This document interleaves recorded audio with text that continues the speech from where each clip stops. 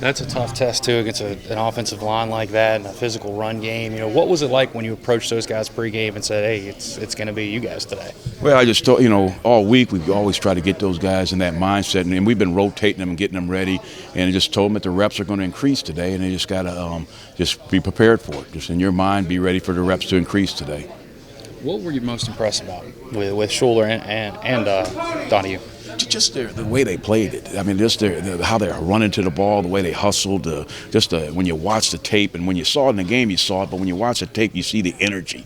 And even when they made mistakes, they made them going full speed. And you can fix technique stuff, but when the thing you need is to get guys to play full speed, and that's exciting.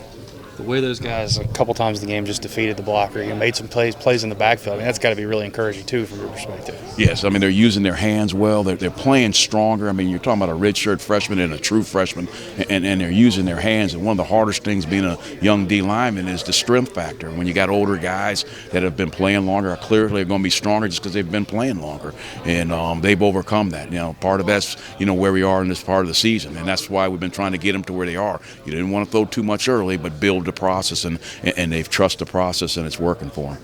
Long way to go here, obviously, but you've got to be pretty excited about the future with those two guys. Oh, yeah, there's no question. You got young guys playing this early in their career. It's the sky's the limit for them. It's just a matter of how they take that next step and how they approach it. So that'll be, we'll see. We'll take that when that time comes. You're familiar with this scheme. How hard is it for freshmen to get out there and do what they did last week? Very hard. It's it's the physical part. It's and then when you add the speed of what the Big 12 plays with it, the mental part. Even when you got a guy that's a real sharp mentally, it's hard still because everything happens so fast. And you have to process it with a very limited time. And when you make adjustments, all of a sudden things you haven't practiced all week, I've got to be able to have the intelligence and the quickness and the speed to be able to make those adjustments. Another challenge this week, obviously, with Oklahoma and what they can do with balance. What do you see out of them?